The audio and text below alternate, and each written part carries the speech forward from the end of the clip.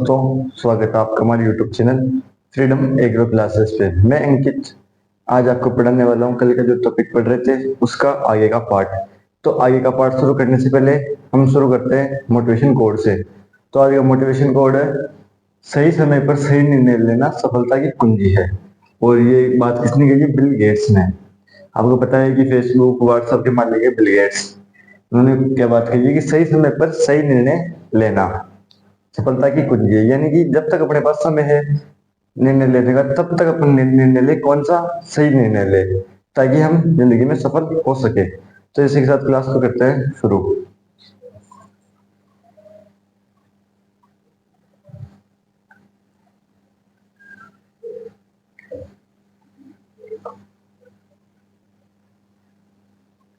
तो कल की क्लास में अपन ने देखा सौर विकिरण। आज देखेंगे क्या? तापमान। इंग्लिश में बोलते हैं टेम्परेचर।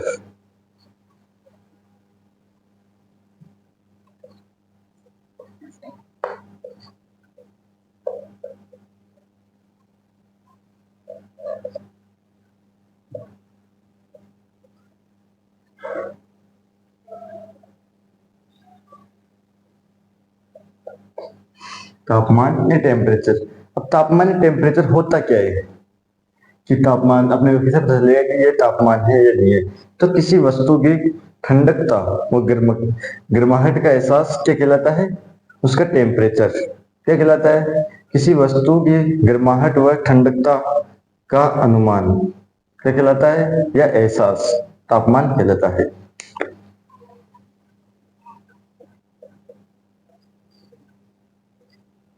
किसी वस्तु की गर्माहट व ठंडकता का एहसास उस वस्तु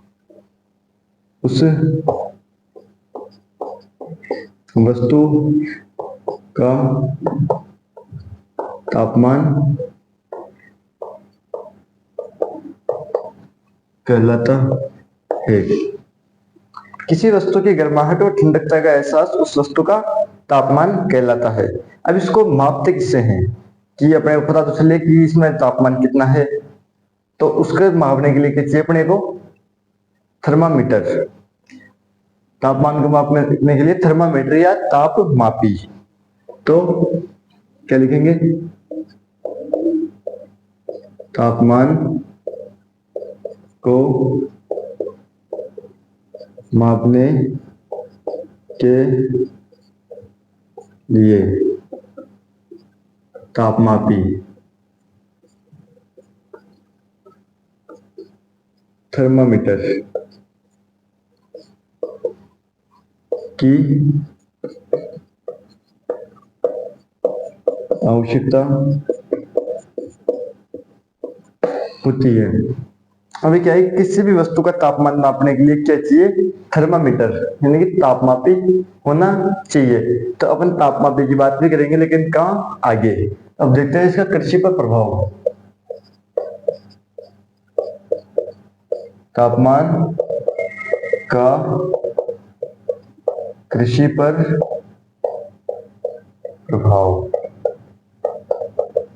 कि तापमान है जिसका कृषि पर क्या प्रभाव पड़ेगा? कि प्रत्येक फसल को क्या कि प्रत्येक फसल को अपनी वृद्धि व विकास के लिए क्या चाहिए?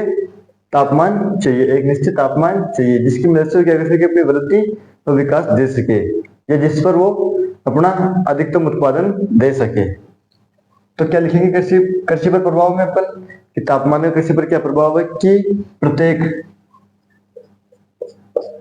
प्रत्येक फसल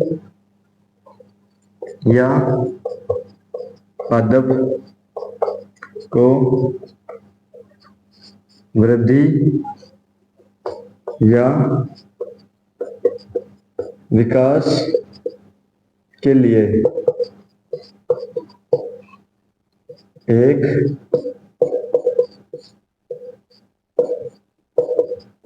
निश्चित तापमान की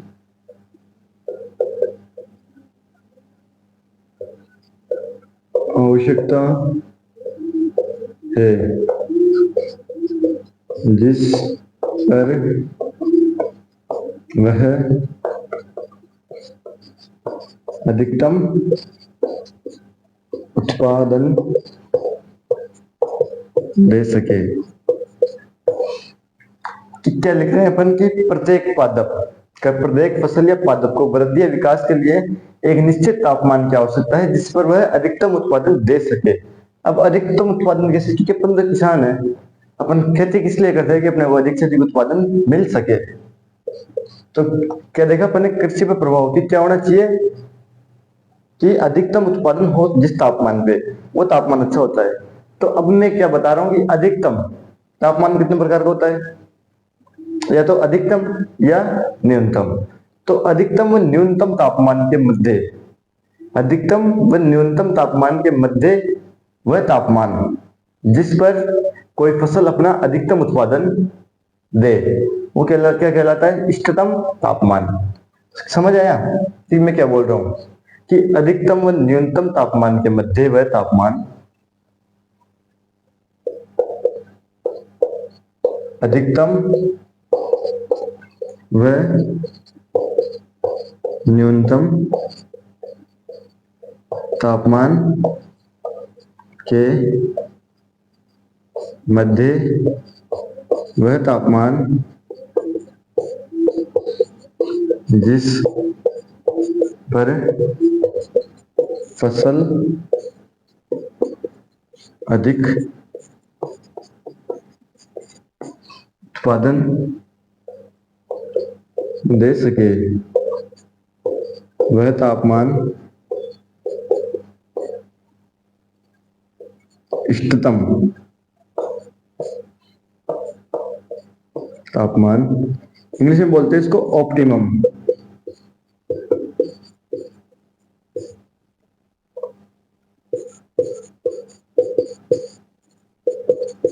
ऑप्टिमम टेम्परेचर कहलाता है। तो क्या लिखा मैंने कि अधिकतम और न्यूनतम तापमान के मध्य वह तापमान जिस पर फसल अधिक उत्पादन दे सके, वह तापमान इष्टतम तापमान कहलाता है। कौन सा, अपने को तो किससे काम है, इष्टतम, क्योंकि अपने को फसल अच्छी चाहिए तो कौन सा तापमान जरूरी है, इष्टतम तापमान। अब आगे देखते हैं कि मैंने यहाँ पे 3 तापमान के बारे में बता दिया आपकी इस लाइन में, अधिकतम, न्यूनतम और इष्टतम। अब अगर इन तीनों तापमान को मिलाने वाली रेखा या इन तीनों तापमान को मिलाने वाला बिंदु क्या कहलाता है, प्रधान बिंदु क्षार या आधारभूत बिंदु क्षार। क्या लिखेंगे इसको,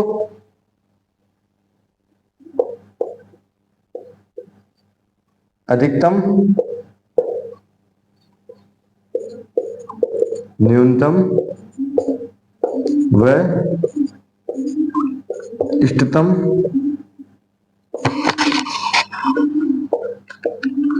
तापमान को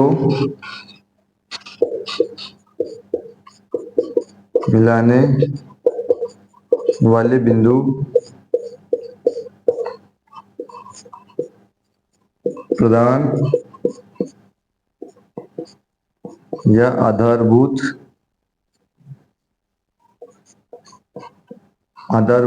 बिंदु क्षार।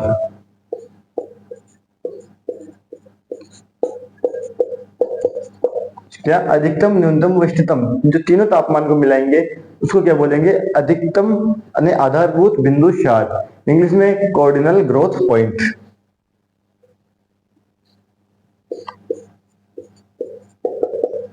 कोऑर्डिनल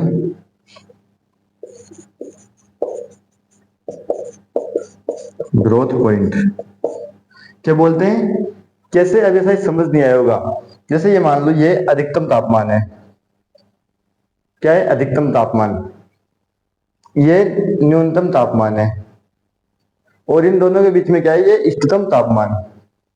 अब इनको मिलाने वाली रेखा या मिलाने वाला बिंदु, अब ये क्या है, ये बन गया अपना कोऑर्डिनल ग्रोथ पॉइंट, इसे बोलते हैं कोऑर्डिनल ग्रोथ पॉइंट। तो ये आया समझ कोऑर्डिनल ग्रोथ पॉइंट किसे कहते हैं। अब देखते हैं फसलों पर तापमान का प्रभाव। अभी तो ये कृषि पर प्रभाव देखा था अपन ने, लेकिन अब फसलों पर, जैसे पर्टिकुलर फसलों पे आता है, तो क्या क्या बात करेंगे, तापमान का फसलों पर प्रभाव। अब इसको अपन ज्यादा डीपली नहीं लेंगे, थोड़ा शॉर्टली बढ़ेंगे अपने को, क्योंकि जेट के हिसाब से, क्रिस कोर्स के हिसाब से पढ़ रहे हैं। तो इसके अंदर अपन क्या पढ़ेंगे कि फसलों पर प्रभाव किसका, तापमान का। तो सबसे पहले क्या देखेंगे अपन, जैविक क्रियाएं। जैविक क्रियाएं। अब जैविक क्रियाओं से क्या समझते हो कि जैविक क्रियाएं मतलब कि जैसे पौधा है, प्रकाश संश्लेषण कर रहा है, वो रेस्पिरेशन कर रहा है, वो वाष्पोत्सर्जन कर रहा है, ट्रांसपायरेशन, तो वो क्या है, जैविक क्रिया है। अब अगर इसकी बात करें तो तापमान बढ़ने पे जैविक क्रिया क्या होगी, बढ़ेगी।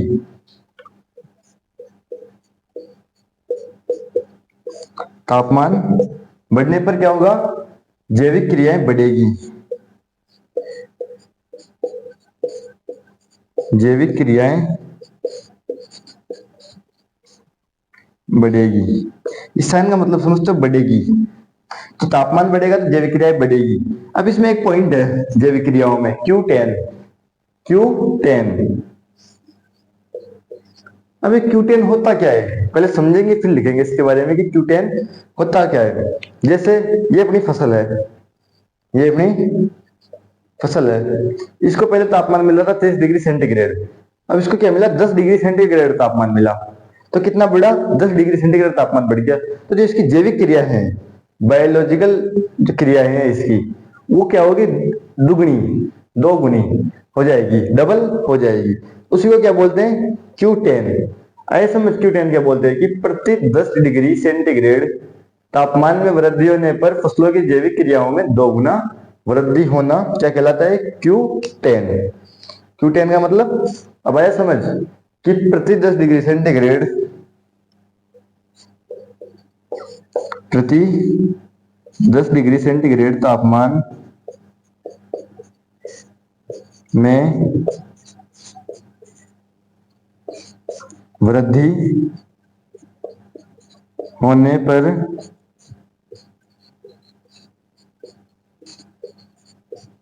जैविक क्रियाएं दोगुनी हो जाती है। उसे क्या बोलते हैं, Q10। यानी कि 10 का मतलब 10 डिग्री सेंटीग्रेड तापमान में वृद्धि हो रही है, तो जैविक क्रियाएं दोगुनी हो रही है साथ में। तो ये आया समझ, ये तो क्या था, अपना पहला पॉइंट था, कौन सा, जैविक क्रियाएं। अब दूसरा देखेंगे, CO2 का उद्ग्रहण, CO2 का उत्पन्न होना का उद्ग्रहण। तो अब अगर प्रकाश बढ़ेगा, तापमान बढ़ेगा, तो पादपों में CO2 की मात्रा बढ़ेगी। तापमान बढ़ेगा तो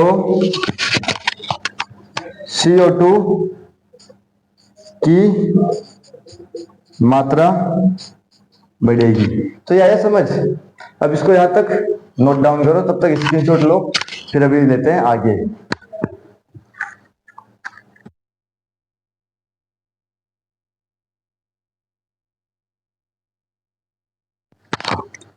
वहां तक ले लिया स्क्रीनशॉट, कर लिया नोट डाउन। तो अब चलते हैं आगे। तो अपन ने क्या देख रहे थे कि फसलों पर जैविक प्रभाव, तो उसमें दो देख लिया था अपन ने कि, तो Q10 देखा था, जैविक क्रियाएं।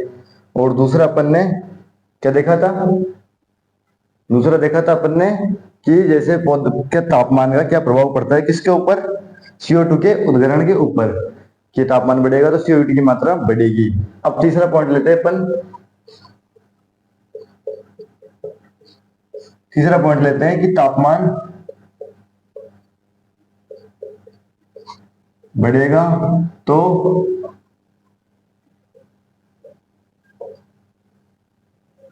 सूक्ष्म जीवों की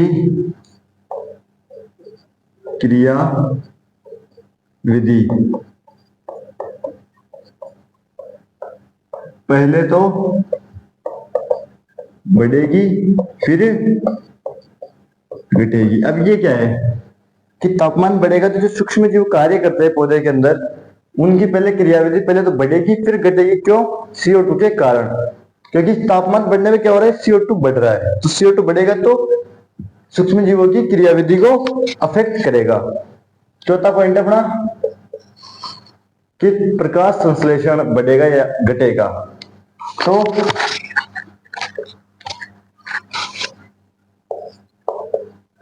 तापमान बढ़ने पर प्रकाश संश्लेषण की क्रियाविधि बढ़ेगी। कब तक? 30 डिग्री सेंटीग्रेड तक। यानी कि तापमान अगर 30 डिग्री सेंटीग्रेड तक बढ़ेगा तो क्रियाविधि क्या है, बढ़ेगी। लेकिन अगर 30 डिग्री सेंटीग्रेड से ज्यादा होगा तो क्रियाविधि घटेगी। क्यों? क्योंकि CO2 की मात्रा बढ़ रही है और वो प्रकाश संश्लेषण को क्या करती है, अफेक्ट। तो इसमें एक लाइन लिख लेना कि इससे अधिक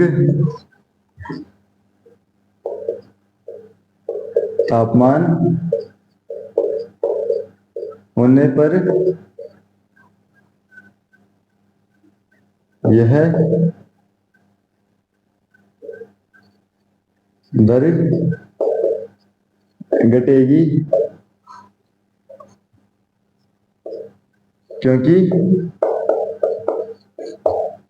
CO2 बढ़ेगी। अब ये आया समझ में कि मैंने क्या लिखा कि तापमान बढ़ेगा तो सूक्ष्म जीव क्रियाविधि पहले तो बढ़ेगी फिर घटेगी। क्यों? CO2 के कारण।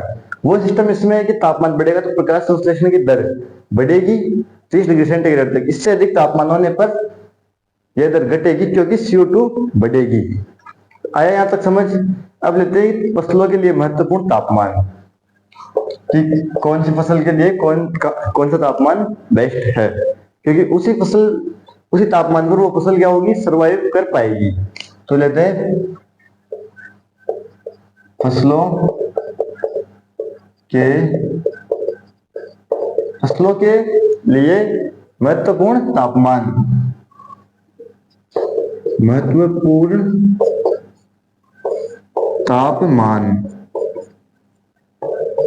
अब ये है क्या, फसलों के लिए महत्वपूर्ण तापमान। अपन ने क्या पढ़े थे, तापमान 3 प्रकार के पढ़े थे। कौन कौन से? न्यूनतम, इष्टतम और अधिकतम। तो यहाँ पे तो लिख लेंगे तापमान। फिर फसलें लिखेंगे अब कि कौन सी फसल के लिए कौन सा तापमान बेस्ट है। तो शीतकालीन फसलें,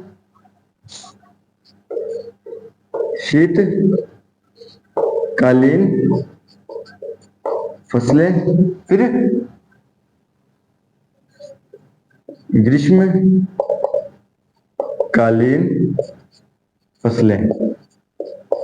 अब शीतकालीन फसलें कौन सी आती है? रबी की फसलें।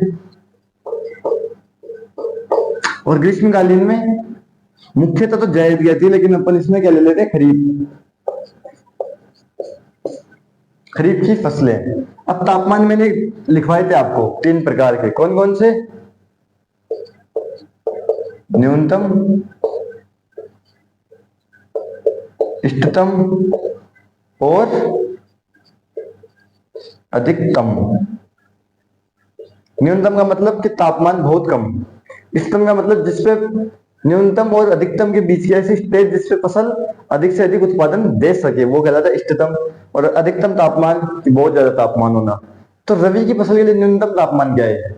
0 से 5 डिग्री सेंटीग्रेड। तो अब ये क्या है, अगर इससे कम तापमान होगा तो फसल सरवाइव नहीं कर पाएगी। तो यह इसका न्यूनतम तापमान। और इसका 15 से 18 डिग्री सेंटीग्रेड, यानी कि इससे कम तापमान होने पे फसल का उत्पादन गिर जाएगा या वो सर्वाइव ही नहीं कर पाएगी। फिर आता है इष्टतम 25 से 30 डिग्री सेंटीग्रेड, और इसमें आता है 30 से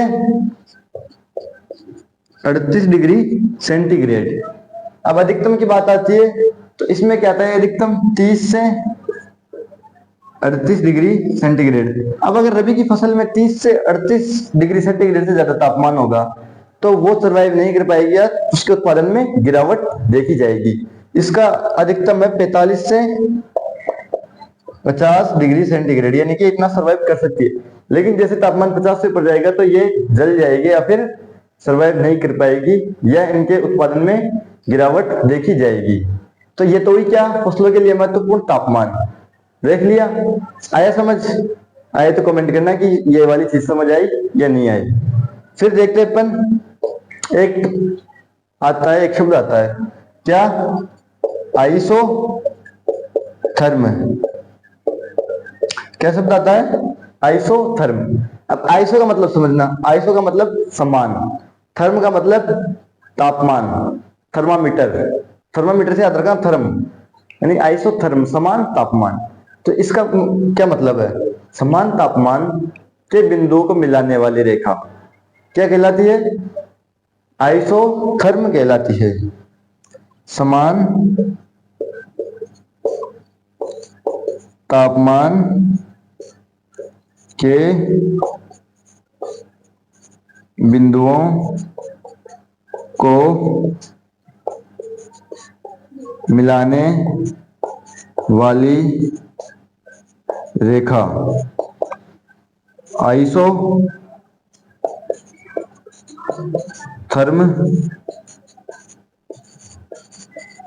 कहलाती है। अब कैसे, अब आप बोलोगे सर आपने तो लिखवा दिया कि समान तापमान को मिलाने वाली रेखा आइसोथर्म कहलाती है, लेकिन हमें तो समझ आना चाहिए, तो आपको भी समझ आएंगे। आइसोथर्म समान तापमान को मिलाने वाली रेखा आइसोथर्म कहलाती है। जैसे ये अपना भारत देश है, उसमें ये दिल्ली, इसका तापमान 25 डिग्री सेंटीग्रेड, ये राजस्थान का पूर्वी या दक्षिणी इलाका जिसका तापमान 25 डिग्री सेंटीग्रेड। फिर आता है कि ये अपना उत्तर प्रदेश, इसका तापमान 25 डिग्री सेंटीग्रेड। तो इन तीनों जगहों का तापमान क्या है, सेम है। तो इन तीनों बिंदुओं को मिलाने वाली रेखा क्या कहलाती है, आइसोथर्म। आई समझ कि आइसोथर्म क्या कहलाती है, समान बिंदुओं, समान तापमान के बिंदुओं को मिलाने वाली रेखा आइसोथर्म कहलाती है। मेरे हिसाब से यहाँ तक कोई दिक्कत नहीं होनी चाहिए आपको समझने में, क्योंकि मैंने आज इतना समझा है नहीं कि समझ नहीं आए। फिर आता है एक तापमान की गिरावट, लैप्स रेट। इंग्लिश में वर्ड बहुत अच्छा है, लैप्स रेट, लैप्स रेट, यानी कि तापमान के गिरने की दर। क्या, तापमान के गिरने की दर। तापमान के गिरने की दर क्या कहलाती है, लैप्स रेट। कैसे, जैसे ये अपना एटमॉस्फेयर, ये मान लो एटमॉस्फेयर है, यहाँ पे अपने पास धरती है और ये अपना एटमॉस्फेयर है। जैसे जैसे इसके ऊपर जाएंगे तो यानी कि प्रति किलोमीटर ऊंचाई पर जाने पे, इसमें वायुमंडल में, एटमॉस्फेयर में प्रति 1 किलोमीटर जाने पे 6.5 डिग्री सेंटीग्रेड तापमान की गिरावट देखने को मिलती है। उसे क्या कहेंगे, लैप्स रेट। आया समझ कि पृथ्वी के वायुमंडल की ओर, कहां से, पृथ्वी से वायु मंडल की ओर 1 किलोमीटर, पृथ्वी से वायुमंडल की ओर प्रति 1 किलोमीटर, 1 किलोमीटर ऊंचाई पर जाने पर 6.5 डिग्री सेंटीग्रेड तापमान में गिरावट आती है।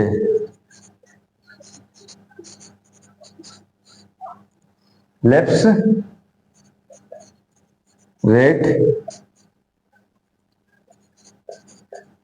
कहलाती है। किसे कहेंगे लैप्स रेट?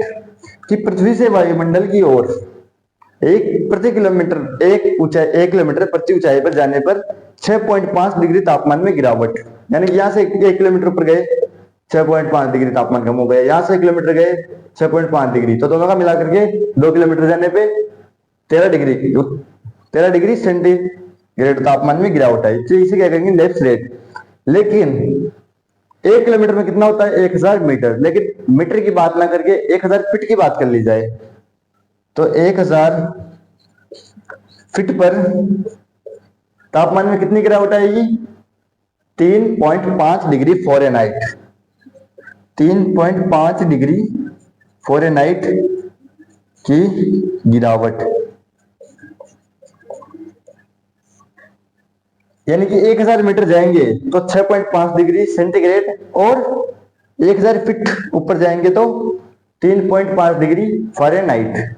तो यहां तक मेरे हिसाब से किसी को समझने में दिक्कत होनी नहीं चाहिए, और अगर फिर भी कुछ समझ नहीं आता तो आप कमेंट कर सकते हैं। तो इसको ले लो स्क्रीनशॉट, अगर कोई उतारना चाहे तो वो उतार भी सकता है।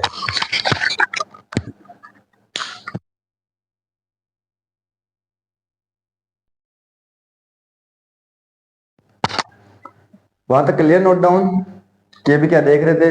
तापमान के गिरने की दर देखी, आइसोथर्म देख लिया। अब आगे देखते हैं कि तापमान को मापने की इकाई क्या? तापमान को मापने की इकाई किस किस में मापते हैं? तो तापमान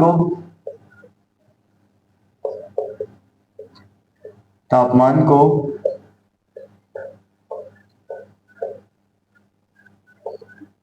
सेंटीग्रेड,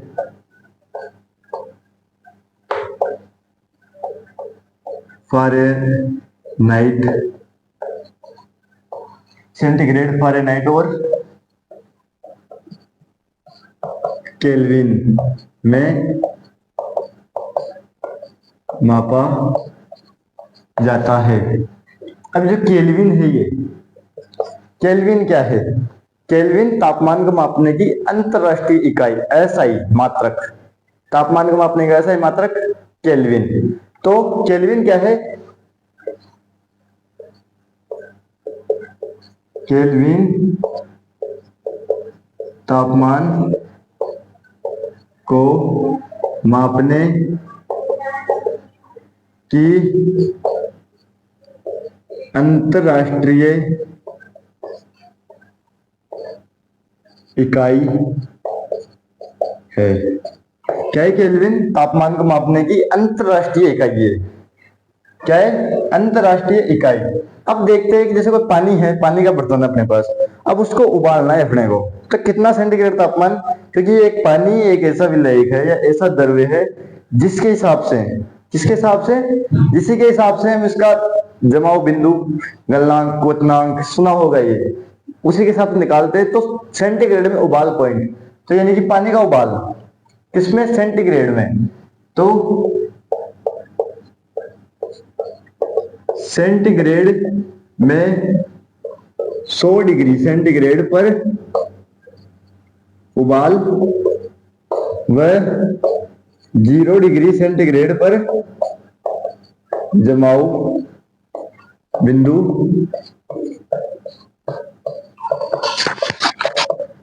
होता है। किसमें? सेंटीग्रेड में। अगर 100 डिग्री सेंटीग्रेड तापमान होगा तो पानी उबलेगा, और 0 डिग्री सेंटीग्रेड पे जम जाएगा, बर्फ बन जाएगी। अगर यही बात अपन फ़ारेनहाइट में करें, किसमें? फ़ारेनहाइट में, तो 32 डिग्री फ़ारेनहाइट पर तो क्या होगा? वो जमेगा, और 212 डिग्री फ़ारेनहाइट पर क्या होगा? उबाल आएगा। तो फ़ारेनहाइट में 212 डिग्री फ़ारेनहाइट पर उबाल व 32 डिग्री फ़ारेनहाइट पर जमाव बिंदु आता है। तो ये हुई फ़ारेनहाइट की बात। अब केल्विन, क्योंकि तीनों इकाइयों की बात करना है अपने को, किसका पढ़ रहे हैं, सेंटीग्रेड, फ़ारेनहाइट, केल्विन, तीनों इकाई पढ़ रहे हैं। केल्विन क्या है, ऐसा है मात्रक, इंटरनेशनल यूनिट, अंतरराष्ट्रीय इकाई। और सेंटीग्रेड के अंदर 100 डिग्री पे उबाल आएगा, 0 डिग्री पे जमेगा। 212 डिग्री पे फ़ारेनहाइट पे तो क्या होगा, उबाल आएगा, और 32 डिग्री फ़ारेनहाइट पे पानी जमेगा। तो और केल्विन की बात करते हैं, तो केल्विन इसमें क्या होता है, 243 केल्विन बराबर 0 डिग्री सेंटीग्रेड। 243 डिग्री 244, यानी कि 243 केल्विन प्लस 1 केल्विन बराबर 1 डिग्री सेंटीग्रेड। यानी कि फिर जितने केल्विन बढ़ाएंगे उतनी डिग्री बढ़ती जाएगी। जैसे अभी मैं बात करूं कि 243 केल्विन प्लस 10 केल्विन कितने हुए, 253। तो 253 को क्या लिखेंगे, 10 डिग्री सेंटीग्रेड। जितने केल्विन बढ़ाएंगे उतना ही सेंटीग्रेड बढ़ेगा। तो इसको मैं सीधा सा यहां पे लिख दूं, 243 केल्विन प्लस सेंटीग्रेड। आया समझ। वैसे मेरे को ये तो नहीं बताना था, ऐसे समझाना, लेकिन क्या ऐसे समझ आता नहीं, तो मैंने ये समझा दिया यहाँ पे कि जितना बढ़ाएंगे उतना सेंटीग्रेड होगा। तो ये तो हुई अपनी किसकी बात, इनके इकाइयों की बात। लेकिन अब अपने को सेंटीग्रेड और फ़ारेनहाइट में बदलना चाहिए कि अपने को 100 सेंटीग्रेड दे दिया तो उसको फ़ारेनहाइट में कैसे बदले, और जैसे 100 फ़ारेनहाइट दे दिया तो उसको सेंटीग्रेड में कैसे बदले। तो वो अपने को आना बहुत जरूरी है। तो सेंटीग्रेड को फ़ारेनहाइट व फ़ारेनहाइट को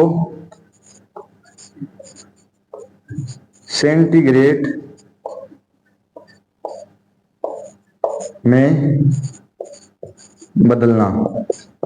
अब कैसे बदले, इसका एक फॉर्मूला होता है, क्या, F माइनस 32, क्या है फॉर्मूला,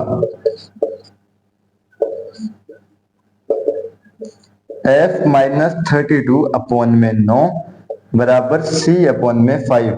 F का मतलब यहाँ पे फ़ारेनहाइट, C का मतलब सेंटीग्रेड। तो यानी कि अपने को दिया हुआ है कुछ ना कुछ तो ज्ञात कर, यानी या तो फ़ारेनहाइट दिया होगा तो अपने को क्या निकालना है, सेंटीग्रेड, या फिर सेंटीग्रेड दिया हुआ होगा तो अपने को क्या निकालना है, फ़ारेनहाइट। तो जैसे एग्जांपल की बात करते हैं, जैसे फ़ारेनहाइट अपने पास कितना, 210 डिग्री, फ़ारेनहाइट 210 डिग्री,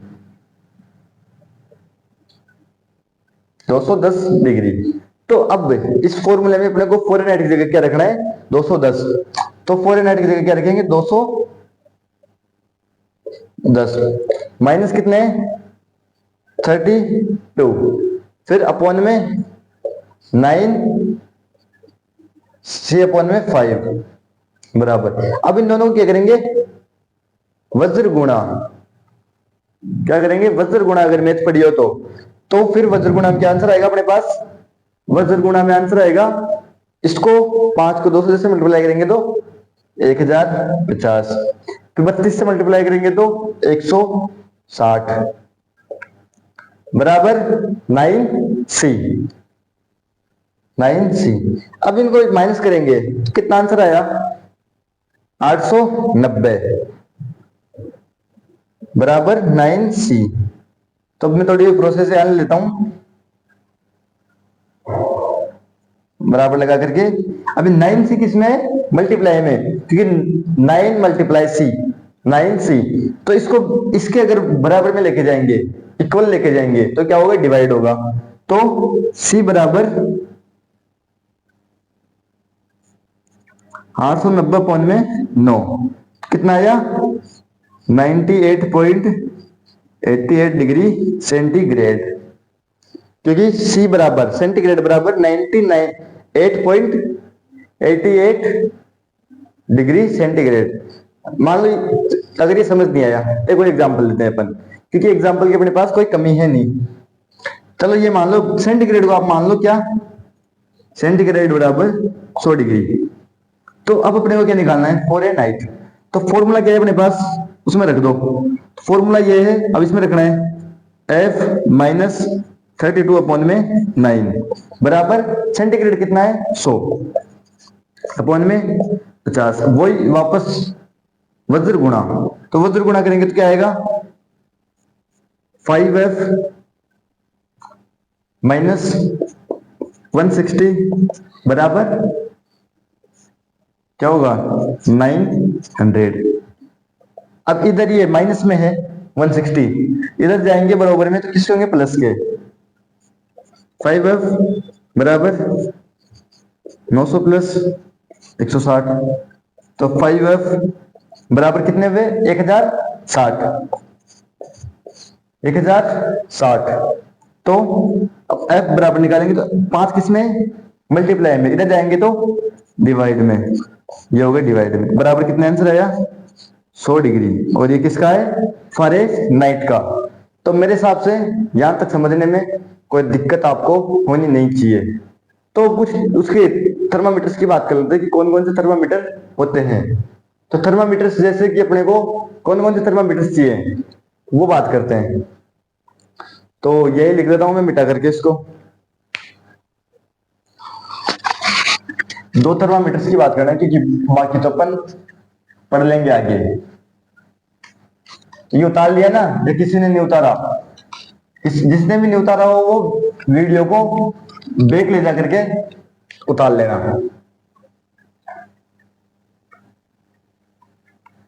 अब मिनिमम और मैक्सिमम थर्मामीटर नाम सुना होगा, तो वो तो अपने को इसमें करना नहीं, उसका अपन अलग से बाद में टॉपिक लेंगे। जैसे लेक्चर खत्म होगा तो उसके लास्ट में उसका टॉपिक लेंगे मिनिमम और मैक्सिमम थर्मामीटर। जैसे उसकी वैल्यू लेंगे, वो किसके बने होते हैं, एल्कोहल के या पारे के, HG मरकरी। तो उनको छोड़ो, सिर्फ अपन दो इंपॉर्टेंट चीज लेते हैं। क्या पहला है थर्मोकपल। क्या थर्मोकपल, थर्मोकपल। अब थर्मोकपल क्या काम आता है कि मृदा का तापमान, कि अपने को मृदा का तापमान चाहिए, जरूरी थोड़ी अपने को वातावरण का। अपन जो एग्रीकल्चर वाले हैं अपने को तो काम किससे, फसल से काम है, मृदा से काम है। तो किसका तापमान, मृदा का तापमान, मृदा के तापमान का मापन, ये क्या है थर्मोकपल। क्वेश्चन आ सकता है कि थर्मोकपल किसे कहते हैं, कि मृदा के तापमान का मापन किससे किया जाता है, किससे, थर्मोकपल से। फिर आता है थर्मोग्राफ, थर्मोग्राफ। अब अगर मैथ पढ़ी है 10th तक मैथ पढ़ी है, उसके अंदर क्या है ग्राफ, नाम सुना होगा। तो उसके अंदर क्या बनाते हैं ग्राफ, जैसे ऐसे ग्राफ होता है तो वो ग्राफ बनाते हैं। अपन यहाँ मैथ की बात नहीं कर रहे इसलिए। तो थर्मोग्राफ, थर्मोग्राफ क्या है कि वायुमंडल का लगातार तापमान मापा जाता है। इनके ग्राफ की तरह, जैसे ग्राफ रेगुलर बनाए जाते हैं किसी भी चीज के लिए, पर्टिकुलर चीज के लिए, तो उसी प्रकार थर्मोग्राफ से क्या है कि वायुमंडल का लगातार तापमान मापा जाता है। इसका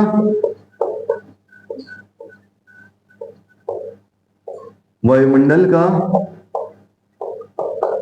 लगातार